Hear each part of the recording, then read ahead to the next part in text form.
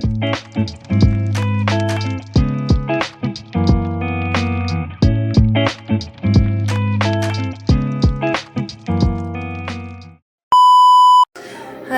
guys, good morning. Magandang umaga, magandang tanghali, magandang hapon at gabi sa inyong lahat dyan. So, tinawagan na tayo ng ating doktor. Tinawagan ko ang ating doktor, guys. Kasi, sobrang sumasakit na yung likod ko. We are currently on 32 weeks. And, sabi nga ng doktor, baka nag-start na ako mag-labor. So, meron palang ganon, no? Hindi mo nararamdaman yung contraction sa harap pero nasa likod siya. Hindi nawawala yung pain. Nagre-rest pero yung interval is around 5 minutes. So, sumasakit siya. Nasa 30 minutes more than 30 minutes ng ganito. Masakit. Kaya, I-advise to go to the hospital. Si Papa nasa work, tinawagan ko. On the way na siya. And, nakaprepare naman ako lahat. Buti na ayos ko na rin yung bag ko. Yung gamit ni baby, naayos na natin. So, hintayin na lang natin si Papa dumating. Kasi, ito-check nila sa hospital kung talaga nagle-labor na ako or hindi pa.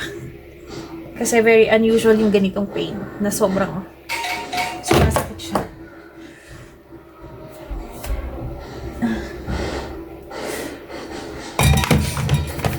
Let's go. I'm in the hospital now. I'm still having back pain. And I'm starting to get dizzy. My face is so red. It feels so hot.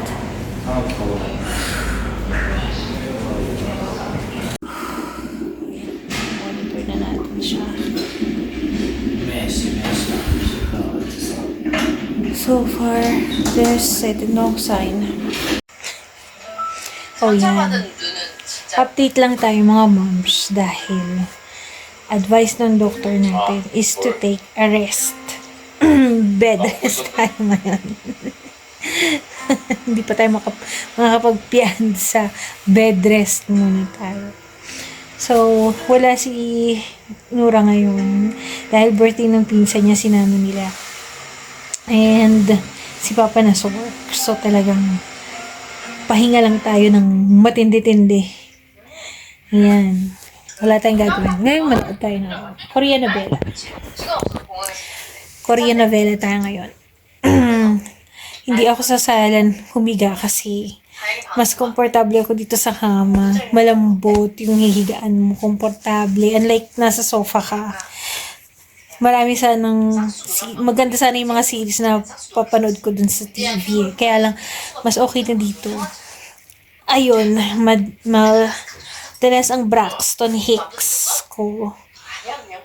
Yan, yung lagi siyang naninigas. But thank God, hindi siya nagtutuloy-tuloy. So, yun nga, sabi nga ng doktor, baka napapagod ako. And yun nga, dahil nga less na yung ating amniotic fluid. Kaya, isa pa rin yun sa mga nagiging cost. Ayan, tumitigas na naman siya. Nagko-contract na naman. Ayan. So, wala tayong magagawa. Kahit isang buwan na lang. Isang buwan na lang. We are on 32 weeks. So, at least, diba, 4 more weeks. Konti na lang naman. Konting-konting kembot na lang naman. Pwede na. Pasok na. So, ayun. Hopefully, ma-reach namin yung target. But anyhow, pina-injection na ako ni doctor ng steroids para sa lungs ni baby if in case na mapaaga ang kanyang paglabas. So, ayun, more fluids, a lot of fluids. And sabi niya, yun nga, kumain ako ng kumain. siguro ang purpose din nun, nung sinasabi niya kumain ako ng kumain is to make the baby bigger. Hindi lang ako. Kasi malaki na ako. As in, dumoble ko, no? Kaya, ang purpose namin ngayon is yung baby ang mag-grow, ang lumaki pa. Well, actually, bumaba yung timbang ko. So, sinabi ko na sa kanya na feeling ko talaga nagkakaroon ako ng leak. Which is already 56, dapat 86.5, and then kanina nag-weigh ako, nag-85.5 lang ako. So, I'm not sure kung dahil sa damit yun, pag pumupunta kami sa kanya, na makapal yung damit ko dahil malamig, or at ngayon at manipis ang aking suot dahil mainit. Mainit. Pa-winter na pero, yung init yun is parang summer. Or ako lang naiinitan. Sila mga naka-jacket eh. Nagulat si Papa kanina pagising niya, naka-duster ako. Pero talaga naiinitan talaga ako kahit sa gabi. Na init ako. Kahit ilang beses akong tumatayo. Ando na yung talaga hindi ako makatulog.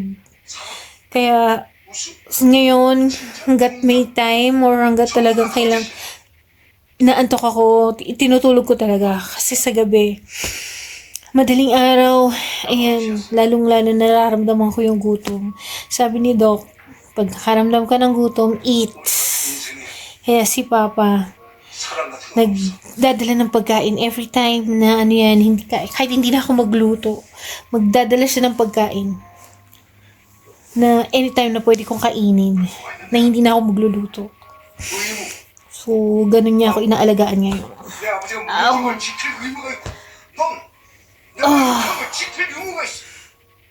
Okay. So far, yan muna ang ating update, guys. Medyo talaga matatagalan ako mag-upload dahil nga sa lagay natin ngayon. Syempre, mas kailangan nating intindihin muna yung lagay natin bago tayo